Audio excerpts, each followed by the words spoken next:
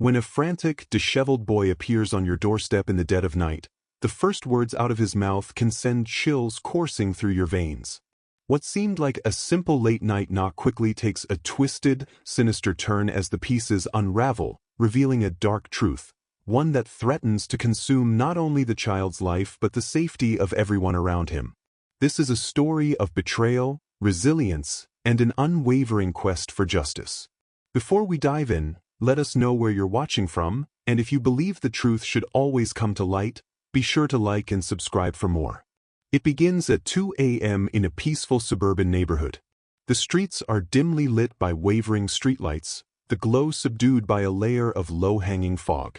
Sarah Mitchell, a 32-year-old woman who cherishes her quiet, orderly lifestyle, has just drifted off in front of the television. The lull of the late-night broadcast, the occasional crackle of static, these are the sounds that accompany her as she dozes there with a fleece throw draped over her lap. She is a creature of routine. She works a stable job at a small publishing firm, returns home to watch the evening news, and then immerses herself in a novel before bed.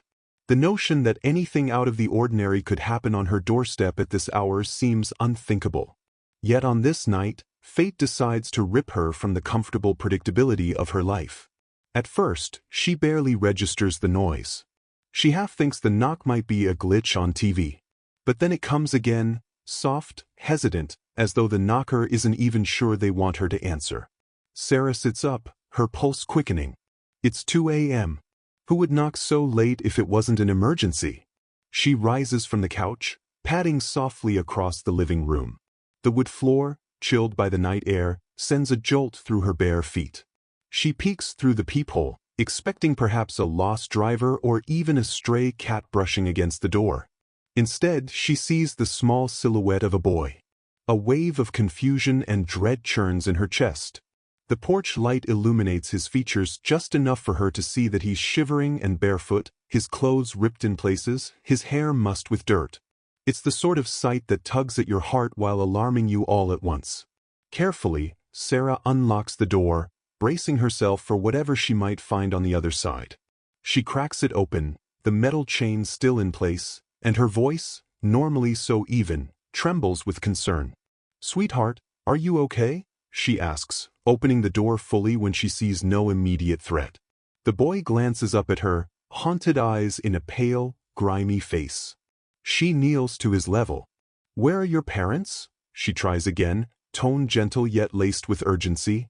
He says nothing at first, simply trembling in the glow of the porch light. Then, with a voice almost too soft to be heard, he rasps the words, "He's still inside." Those 4 words freeze the breath in her lungs. He's still inside. Inside where? The boy lifts his gaze to look past her yard, past the hedges that separate properties, and straight toward the house next door. Sarah glances at the neighboring home, the faint outline of it looming dark and silent. The occupant is Mr. Davis, cordial enough in passing, but a quiet, solitary man. She's never given him much thought. Now, everything about his dark windows and still lawn puts her on edge. Trying to keep her voice calm, she turns back to the boy. "Who's inside?" With a trembling hand, he clutches her sleeve. "My sister," he says. Sarah's heart constricts with sudden, painful empathy.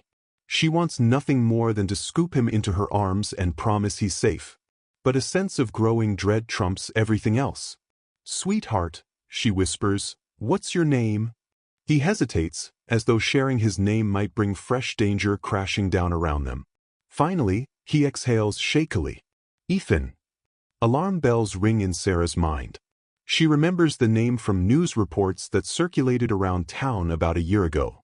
A boy named Ethan Carter was presumed dead after a tragic drowning, and then, half a year later, his sister Emily vanished.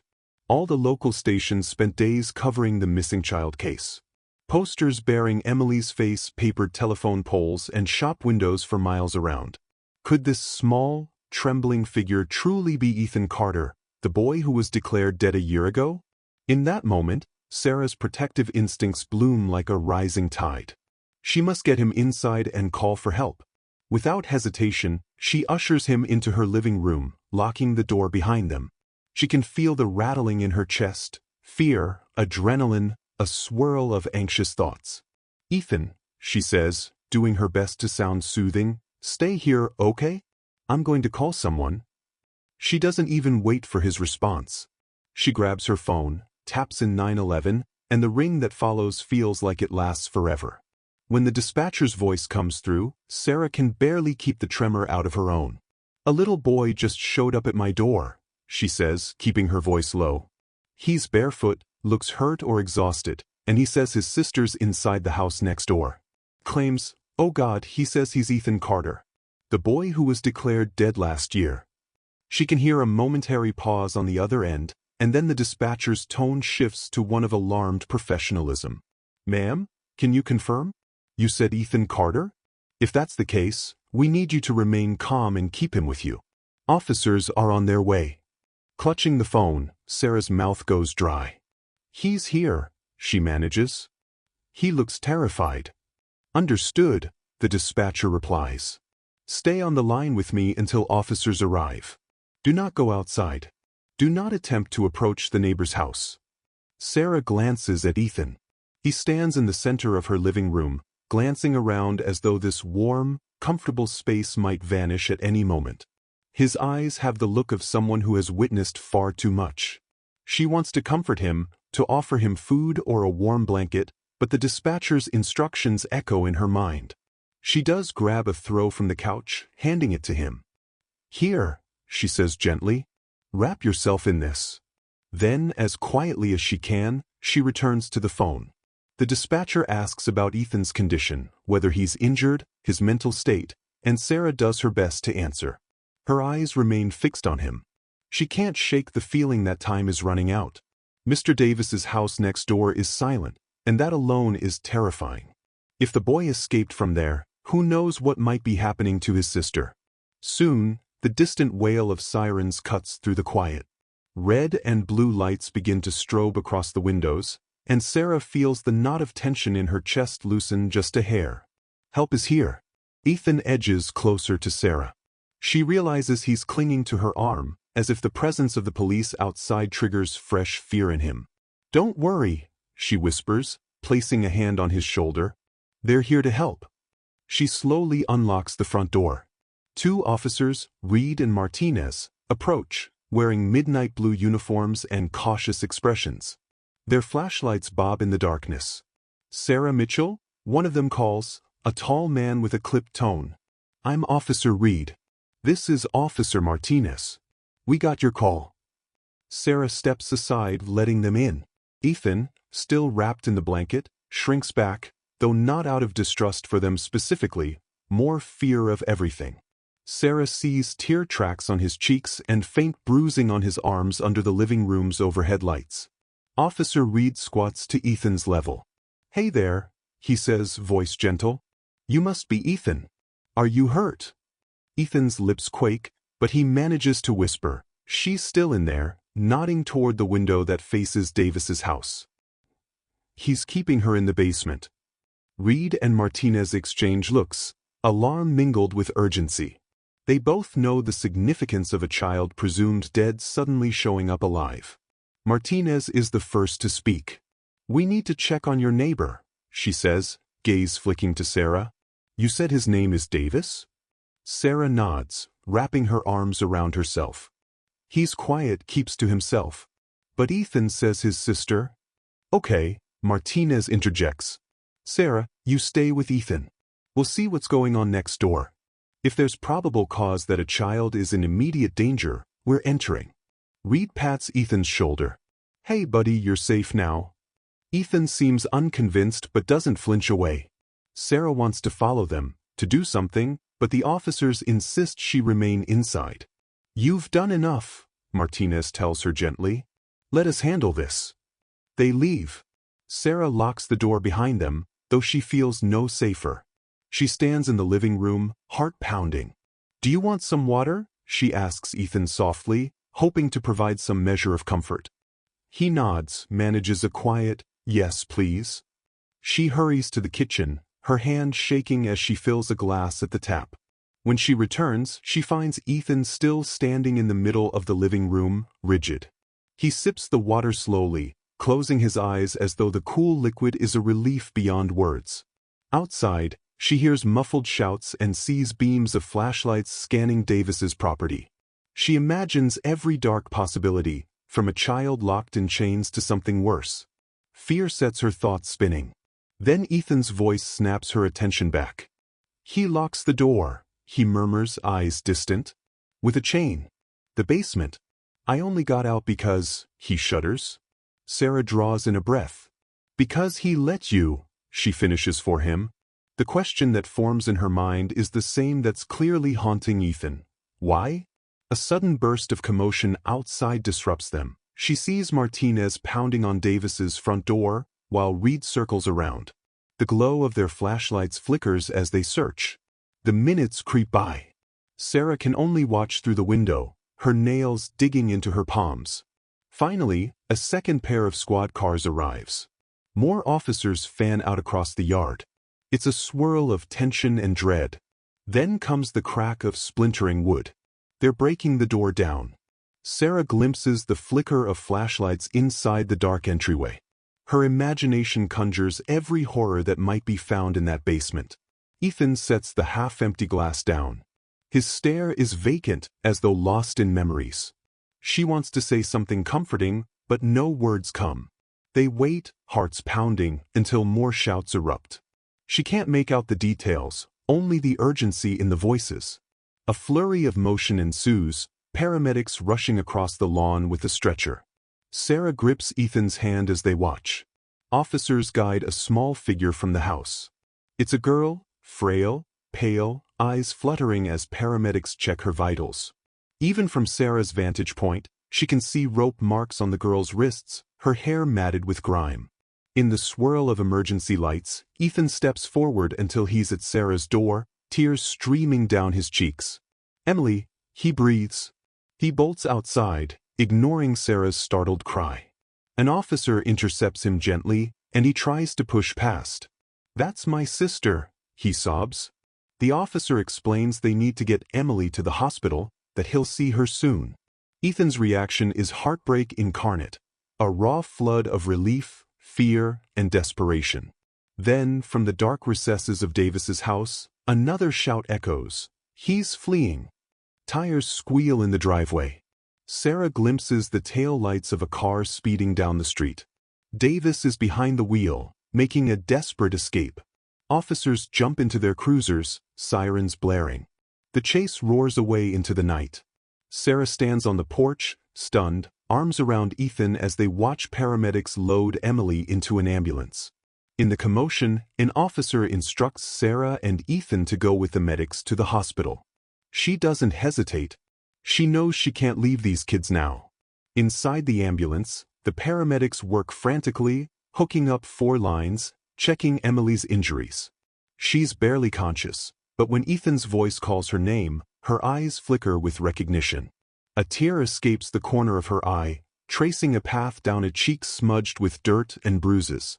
Arriving at the hospital, the kids are whisked away for immediate care. Sarah, breathless and disoriented, can only watch as doctors and nurses converge on Emily, checking her vitals, hooking her to monitors. Ethan hovers near her stretcher, frantic to stay close. A nurse gently guides him aside to check for injuries on him as well.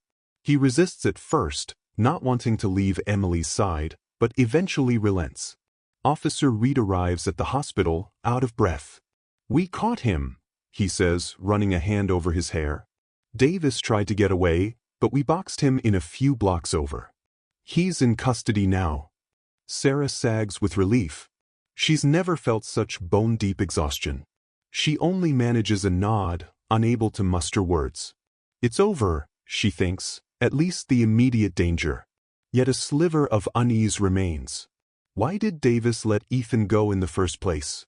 Before the question can settle, hospital staff usher them to a waiting area. It's cramped and harshly lit, the chairs lined with cheap vinyl. The smell of antiseptic clings to everything. Ethan sits beside Sarah, silent tears still slipping down his cheeks. She places a gentle arm around him, an action that only a few hours ago would have been unimaginable. Now, it feels like the most natural thing in the world. Time drags. Doctors rush back and forth. Eventually, someone informs Sarah that Emily is stable for now, though severely malnourished, dehydrated, and traumatized. Ethan needs evaluation too, but physically he seems better off. Sarah glimpses the relief in his eyes upon hearing that his sister will survive. She's about to reach for his hand again when a new presence appears in the waiting area, a detective, a woman with a calm, steady demeanor. She introduces herself as Detective Monroe. "Ms. Mitchell," she says, "I need a statement from you as soon as possible. But first, let's make sure the kids are okay." Sarah nods. Her entire body feels leaden. She glances at Ethan, who is now dozing against her shoulder, the adrenaline crash hitting him hard. Monroe's gaze softens. "He can rest for now," she says. "We'll speak later. Davis is in custody, but we want to piece together the full story." Hours blur. Morning light filters through the hospital windows, casting pale beams on scuffed linoleum floors. Sarah, too wired to sleep, paces the corridor until a nurse allows her a short visit with Emily and Ethan. She finds Emily in a private room, hooked up to IVs, her arms dotted with bruises, her skin sallow. Ethan stands by her bed, talking in hushed tones. The siblings share a moment of relief, though it will take much more than this moment to heal the wounds inflicted upon them. Ethan looks up as Sarah enters. He offers her a hesitant smile that cracks the heartbreak in her chest wide open. "She's awake," he whispers.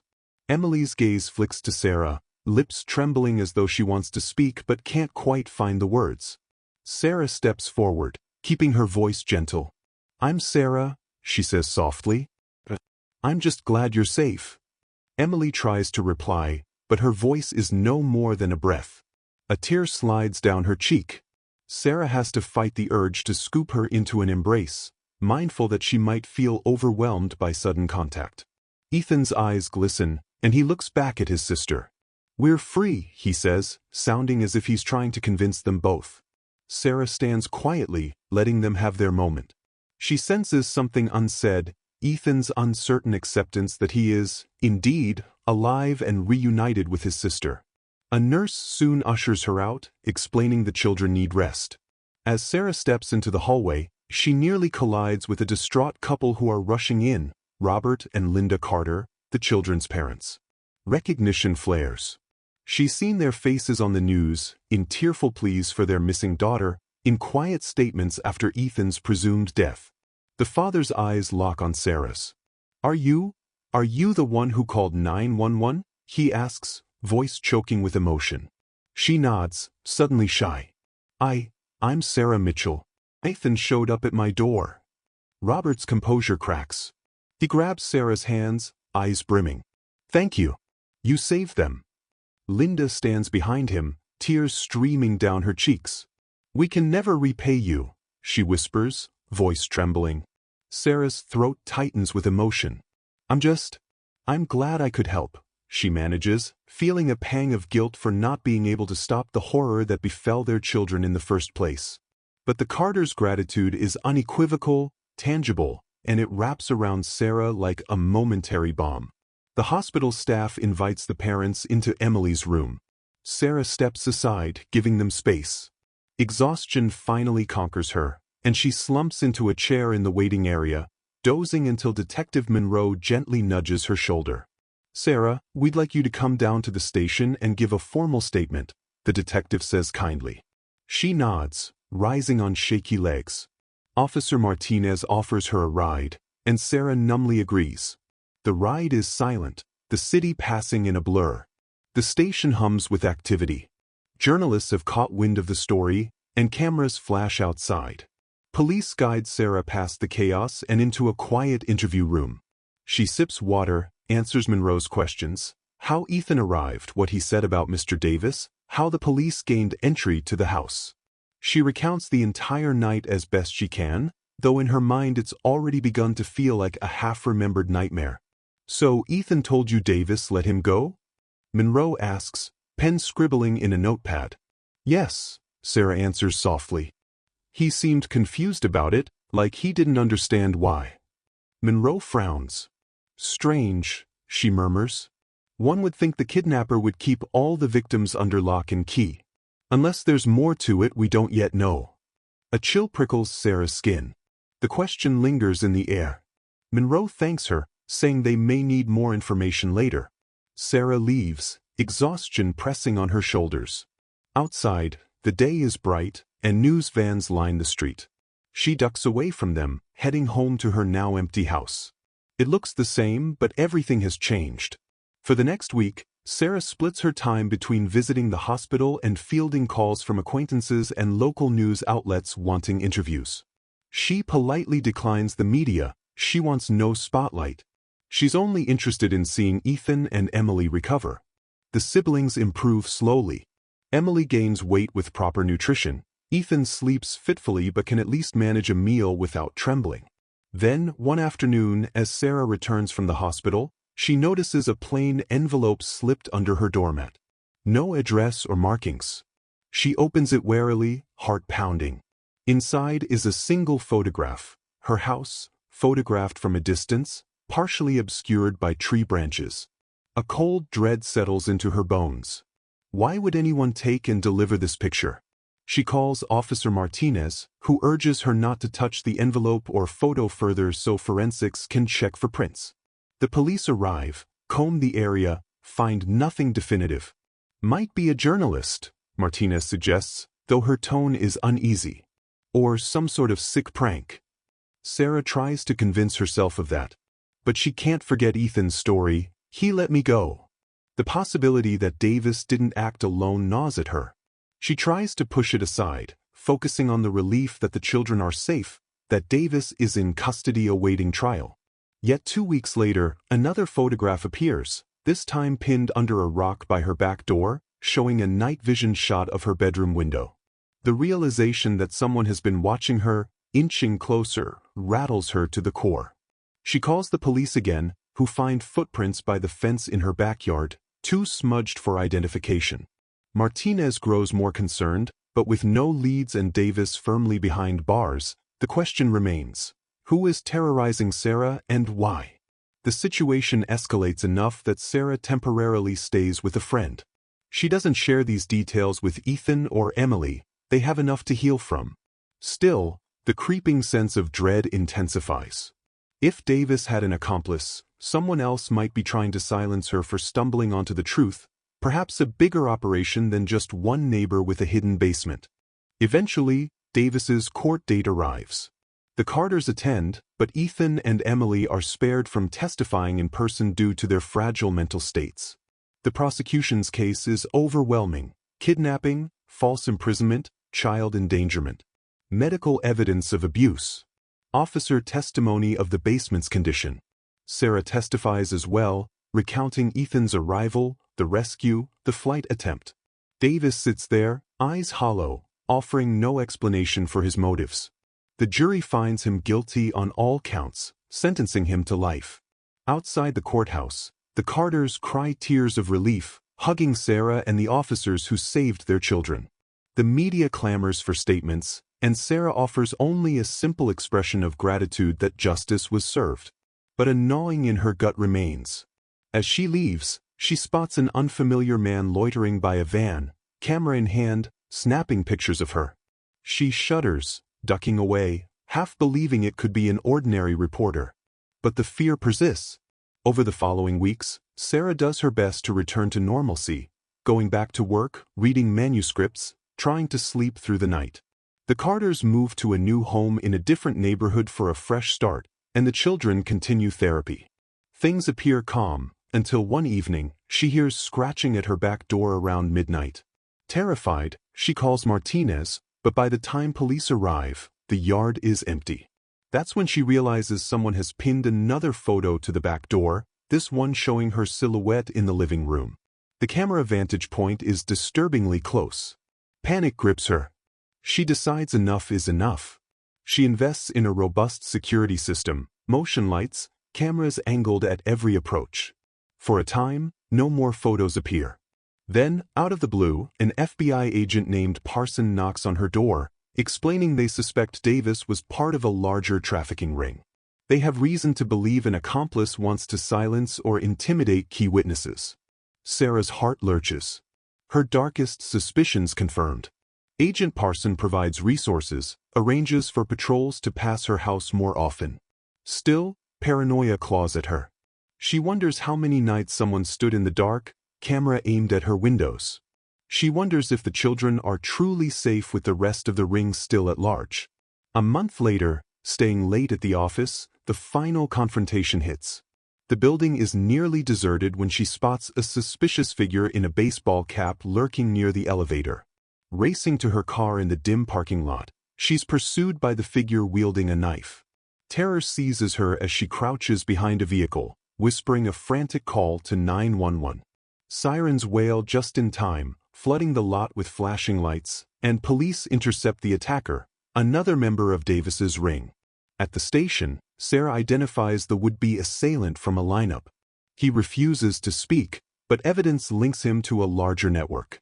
Devices seized from him lead to more arrests, eventually dismantling much of the trafficking operation. The FBI lauds Sarah for her courage. She's left shaken but alive, the ring members facing heavy charges. In the aftermath, once the dust settles, Sarah finds cautious peace. She maintains her security measures but starts to sleep through the night again. She visits Ethan and Emily, who continue to recover step by step.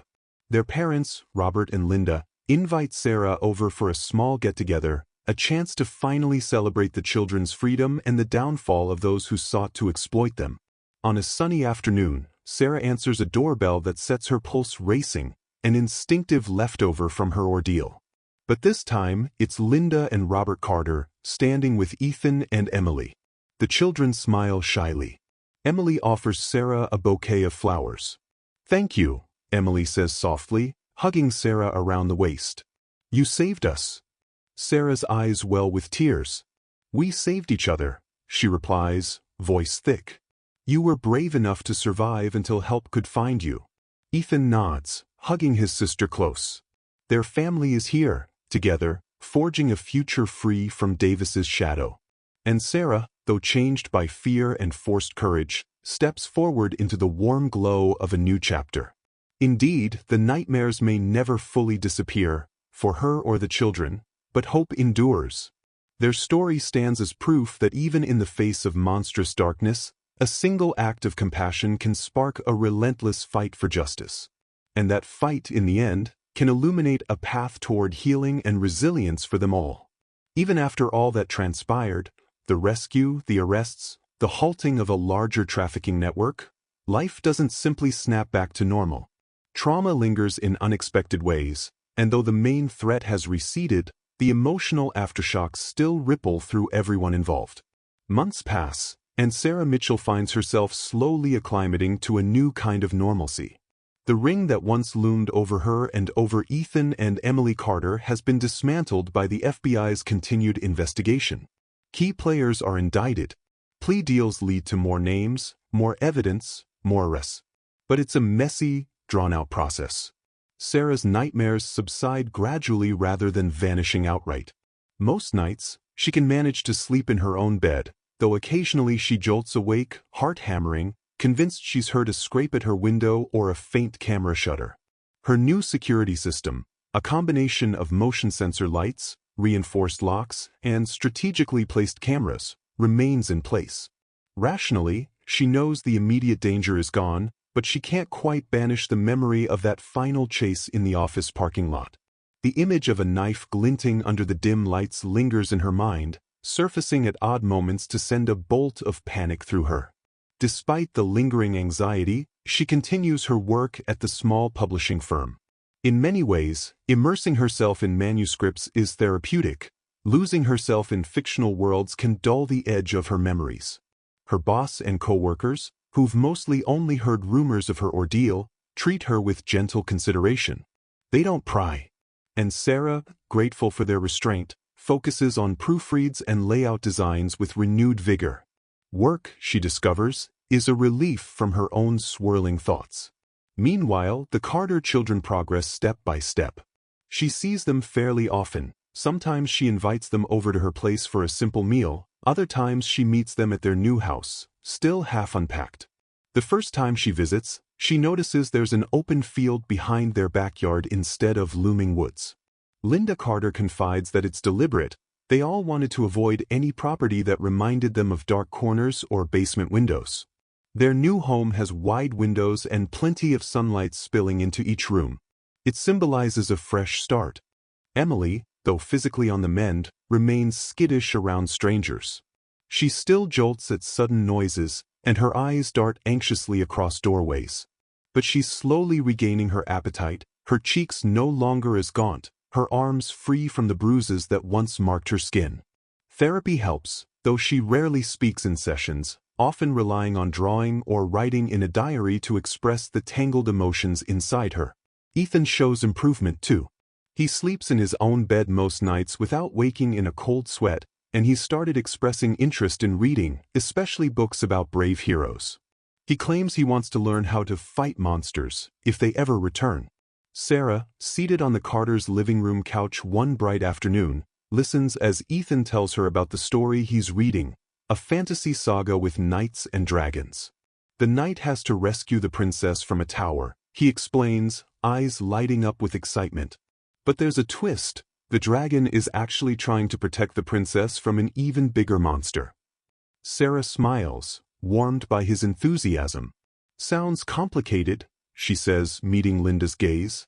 The mother stands by the doorway, arms folded gently, a look of gratitude shaping her features. She remembers how, not long ago, Ethan was nearly mute with fear, so this new spark in him feels like a small miracle. Later that day, as Sarah prepares to head home, Robert Carter walks her to the door. "We've been talking about planning a small get-together," he says, rubbing the back of his neck awkwardly. "For everyone who helped us.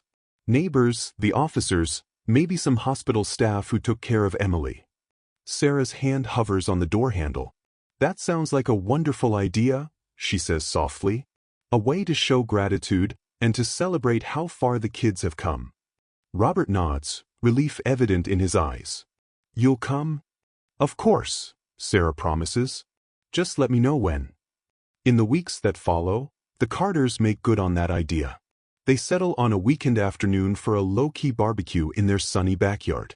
Simple, no big fanfare, just a small circle of people who played crucial parts in saving the siblings from unimaginable horror.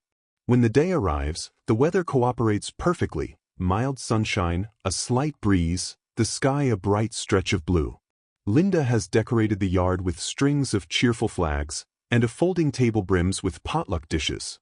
Sarah arrives with a fresh fruit salad and homemade lemonade, a mixture of nerves and excitement swirling inside her. It's the first real social function she's attended since everything went sideways. She finds Officer Martinez by the grill, chatting with Robert. "Martinez," Sarah greets, offering a warm hug. The officer looks momentarily surprised but smiles widely. "Didn't realize I'd get a hug out of this," Martinez jokes, flipping a couple of burgers. "I'm off duty, so you get the relaxed version of me." Sarah laughs. "You deserve it. You were there from the start." Across the yard, she spots Detective Monroe speaking quietly with Linda. Nearby, Emily stands with Ethan, the siblings giggling over a game on a tablet. Sarah's chest tightens at how normal it looks, two kids in the sunshine, teasing each other about which game level to play next. Hard to believe these same children once inhabited the darkest corners of captivity. A short while later, Agent Parson arrives. Sarah recognizes him from the discreet black SUV. He's wearing casual clothes but still has an air of mild formality. Linda introduces him to the group, and he shakes hands with everyone. When he reaches Sarah, he gives a small nod. "Good to see you," he says quietly. "We've closed a lot of cases lately, thanks to your cooperation." She feels a rush of humility. "I didn't do much," she deflects. "Just opened my door that night." Parsons' gaze is level. It was enough. They all settle at picnic tables arranged in the yard. The children cluster at one end, nibbling on potato chips and chatting excitedly about the brand new school they'll be attending in the fall. Linda and Robert slide into seats near them, passing out cold drinks. Sarah finds herself next to Martinez and Parson. Detective Monroe claims a spot across from them, removing her sunglasses and setting them on the table. Robert stands, tapping the edge of his glass with a spoon to draw attention. "Everyone," he starts, voice unsteady with emotion, "thank you for coming. We just wanted to say how grateful we are to all of you. We've come a long way from the worst day of our lives. But we also know we didn't do it alone." His eyes flick to Sarah, then the officers.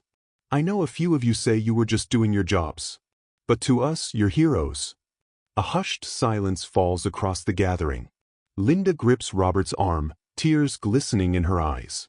"There are no words to describe the relief of having both our children home," she adds. "You saved them. You saved our family." Ethan looks up, blinking rapidly as though struggling to keep his composure. Emily presses her lips together, emotion shining on her face. Sarah clears her throat around the lump forming. She feels the same wave of gratitude. For a while, it seemed like the darkness might swallow them all, but they emerged, battered yet alive. Martinez, unaccustomed to such direct praise, tips her head modestly. "I'm just happy to see these two kiddos doing okay," she says, giving a nod to Ethan and Emily. "That's what matters." They dig into the food: hot dogs, burgers, salad, fruit. Light conversation weaves around the table. Occasionally, the mood dips when someone alludes to the horrors the kids endured, but Linda or Robert skillfully steers it back to brighter territory: the siblings' new hobbies, upcoming plans, or small steps forward in therapy. Sarah listens, taking comfort in the knowledge that the children have an entire support system around them. As the afternoon stretches on, Ethan and Emily race around the yard, playing a mock tag with a few younger neighbors who've joined. The simple ring of children's laughter is a balm. Sarah, seated in a lawn chair near the fence, finds herself drifting into reflection. A warm breeze rustles the leaves overhead, carrying a fleeting sense of peace. Out of the corner of her eye, she sees Detective Monroe approach, hands tucked in her pockets. "Mind if I sit?" the detective asks quietly. Sarah pats the empty seat next to her. "Please." Monroe settles in with a small sigh. "You look better, more at ease, than the last time we talked." Sarah manages a half-laugh. "I hope so. Things have calmed down since they caught that man in the parking lot." A brief shadow crosses Monroe's face. "He was part of a very ugly network. Thanks to you and Agent Parson, and a lot of diligence, we're shutting down the last remnants of it. I can't promise it's all gone. These rings sometimes reappear. But the big players are behind bars." "That's good to know," Sarah says softly. Monroe hesitates, then continues, "I wanted to tell you something in a more personal capacity. My niece was kidnapped years ago. She was found safe, but the experience changed me. It's partly why I became a detective." She glances at Ethan and Emily, who are shrieking with delight as they dodge around a tree. "Seeing them out here, laugh. It's the reason I do this job." Moved, Sarah covers Monroe's hand with her own for a brief moment.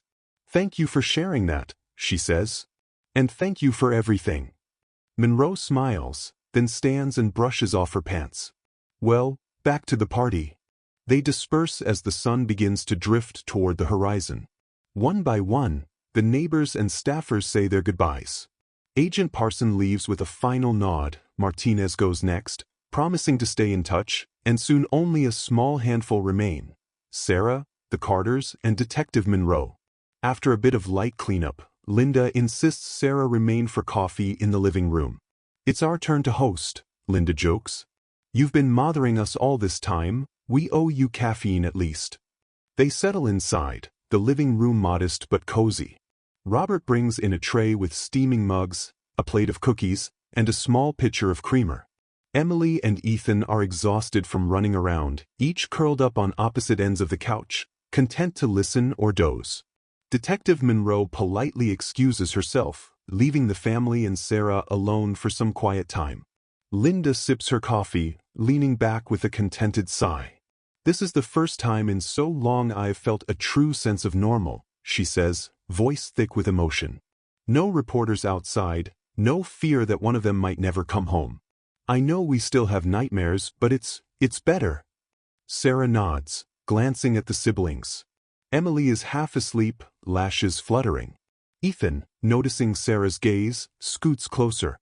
Will it ever really be over? He asks softly, in that disarmingly direct tone children use for tough questions.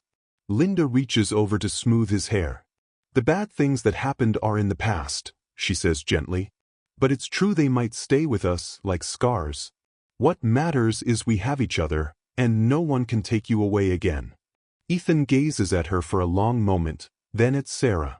I was so scared, he admits, voice trembling slightly.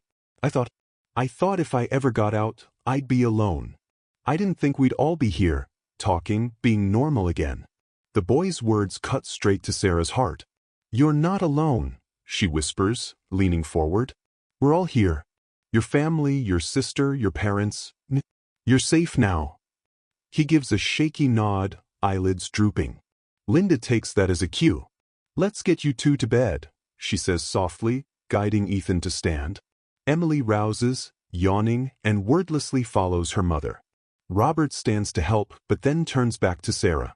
Stay a bit longer? He asks quietly. We'd like to talk to you. Sarah feels a mild tingle of apprehension. Sure, she agrees. While Linda settles the kids in their bedrooms, Sarah and Robert remain, the living room soft in the fading light from the window. After a few minutes, Linda returns, taking a seat beside her husband. There's something in their expressions, deep gratitude, yes, but also a flicker of unresolved pain. We wanted to tell you more about Ethan, Linda begins, voice hesitant. After he disappeared, after we thought he drowned, our whole family fell apart. We hardly spoke. We blamed ourselves. And then when Emily went missing, it was like we lost hope entirely. We never expected a miracle like this. Robert nods gravely. The reason we're telling you is, you're part of this story now. Ethan is attached to you in a way he can't explain. You were the first person to really protect him after he escaped. He rubs his hands together, searching for the right words. We're not sure how therapy will go or how he'll deal with certain triggers in the future, but we wanted you to know we consider you family if you're comfortable with that. Sarah's eyes sting with emotion. Family? She echoes, touched. Linda nods. He talks about you like an older sister. You broke him out of a nightmare just by opening your door. It might sound dramatic, but it's true. And Emily feels the same. She's quieter, but we can tell. If there's ever a time you need to move away or anything, we'd never hold you back. But we want you to know there's always a place for you here. Sarah blinks back tears. She recalls the lonely nights watching TV, believing she was just an average woman leading an unremarkable life. Now she's entangled in the lives of these children who survived the unimaginable, and the bond they share is profound in ways she never expected. I don't know what to say, she admits, voice trembling. I'm honored. Linda and Robert both smile. The conversation drifts into comforting silence, the three of them sharing a moment of unity. Eventually, Linda rises to check on the kids, and Robert sees Sarah to the door. He thanks her again, hugging her with genuine warmth. We won't keep you, but please come by any time. Especially if you're feeling that old fear creeping in. Sarah steps outside, the evening air cool against her cheeks. She looks back at the cozy glow of the Carter home, a sense of belonging blooming in her chest. She drives home under a sky dusted with stars, reflecting on how drastically her life has changed since that fateful knock on her door. Weeks stretch into months. The seasons shift. Sarah keeps in close contact with the Carters, often meeting Linda for coffee or joining them for small outings, trips to the local library or a short visit to a nearby park. It's during one of these park visits, with Emily and Ethan chasing each other around a safe, open field, that Linda quietly confesses her nightmares still plague her. I wake up some nights, Linda says, voice hushed so the kids don't hear, convinced I'm back in that phone call with the police telling me Ethan drowned. I can't shake the guilt that we buried an empty coffin, didn't even look for him in the right place. If we had, maybe we'd have found him sooner. Sarah touches her arm gently. No one could have known. You were told he was gone, she says. He must have been swept away in some deeper plan by Davis or lured away. You did what any grieving parent would do. Linda's eyes brim with tears. I appreciate that. But it's hard. Therapy helps. Robert's coping differently, throwing himself into work and providing for us, but I know he's haunted too. We're stronger now, though. Sarah gives her a reassuring smile. You are. And you have the kids back, safe and sound. Linda sniffs, nodding. Emily, noticing her mother's glistening eyes, runs over to check on her. Linda brightens, shaking off the heaviness. I'm okay, sweetie, she promises. Just talking with Sarah. Emily glances between them, then offers Sarah a shy smile before running back to Ethan, ponytail bouncing. Meanwhile, Sarah continues her own healing process. She talks regularly with a counselor. The nightmares about being stalked and photographed in her own home gradually lessen. Still, she keeps the security system active, an ever-present reminder that illusions of safety can be shattered in an instant. On rare occasions, she revisits that first photograph left at her door, recalling the twisting fear in her chest when she realized someone was watching. Now, with the arrests and the ring dismantled, those days feel both distant and strangely close.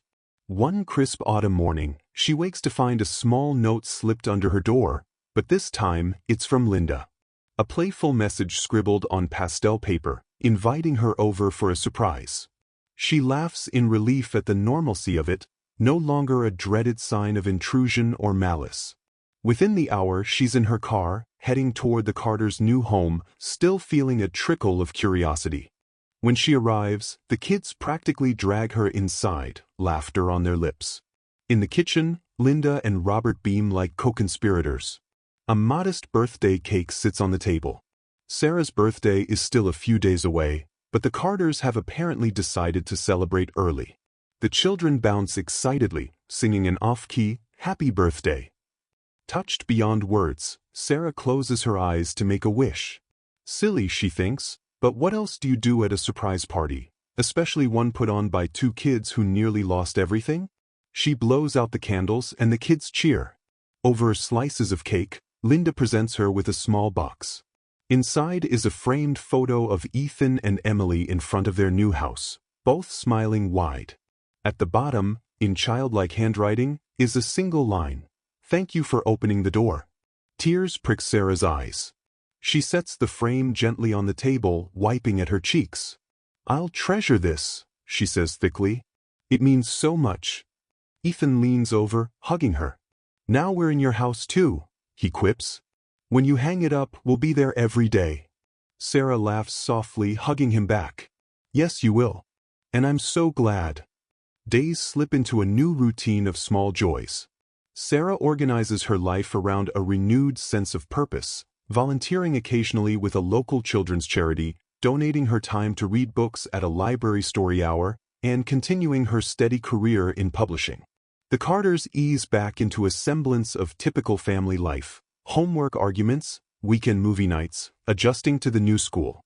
Emily's nightmares become less frequent, Ethan's anxiety less acute.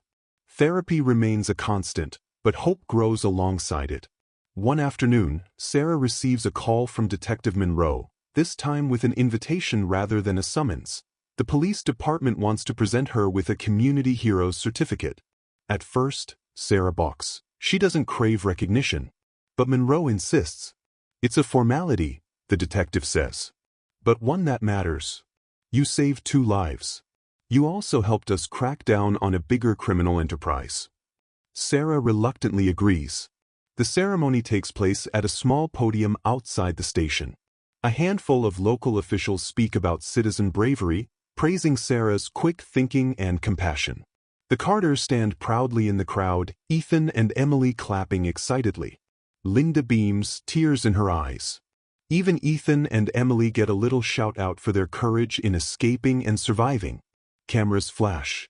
For a moment, Sarah is self-conscious, but remembering the children's ordeal helps her accept that if any good can come from shining a light on what happened, it might raise awareness and prevent future tragedies. Afterward, the Carters pull her aside, hugging her tight. "You deserve this," Robert says. "We know you didn't want the attention, but you deserve it." Sarah nods, feeling a flush creep to her cheeks. If it helps anyone else step forward when they hear a late-night knock, then it's worth it. A year passes. Seasons shift again, icy winter giving way to fresh spring blossoms, than the gentle heat of summer. Sarah remains close with the Carters, forging what feels like a permanent bond. The kids continue to flourish. Emily joins an art club, her sketches evolving into impressive pieces reflecting her emotional journey. Ethan shows interest in writing stories, fantastical adventures where good triumphs over evil. On the anniversary of that fateful night, the Carters invite Sarah over quietly. No grand gestures, just a shared meal, a collective sigh of relief that they've made it another 12 months without returning to tragedy. They talk openly about how far they've come. There are tears, there are embraces, but above all, there's gratitude. As the evening winds down, Emily and Ethan head off to bed, each hugging Sarah goodnight. Linda and Robert linger in the living room. "We won't ever forget what you did," Linda tells her, voice reverent. "I know we've said it 1,000 times, but you are the reason our family is whole." Sarah laces her fingers together. "I think you give me too much credit," she whispers. "I only opened the door." Robert shakes his head. Never underestimate the power of a single act of kindness. They hug once more before Sarah departs. Driving home under the glow of streetlights, she recalls how just a year ago she was living in near constant anxiety. The memory of that first photograph, the sense of being watched, the final confrontation at her workplace. It feels distant now, though the lessons remain deeply ingrained. She's more careful, more guarded in some ways, yet more open-hearted in others. Late that night, she climbs into bed, phone charging on the nightstand, her curtains drawn. Before turning off the lamp, she glances at the framed photo of Ethan and Emily, her cherished gift from the surprise party. A reminder that even in darkness, one act of compassion can spark a chain reaction that changes lives. She brushes her fingertips across the glass, smiling at the children's bright expressions. As she drifts off to sleep, a gentle sense of closure settles over her. The nightmares that used to jolt her awake grow faint, replaced by a calm realization. The biggest battles have been fought and won. Davis is locked away for life, his accomplices tried and sentenced. Ethan and Emily, once prisoners of a monstrous secret, are free and healing. And Sarah herself has discovered a new well of strength. Though fear can never truly be banished, hope stands as a firm bulwark against it. There will always be shadows in the world, but light can be found, even in a single late-night knock on the door. All it takes is the courage to open it and face whatever waits on the other side. And sometimes, that simple choice can save more than just one life. It can save an entire family, a future, and even a piece of one's own soul. Thanks for watching until the end. I hope you enjoyed this story. If you did, make sure to subscribe for more. And don't forget to tell me what you thought down below.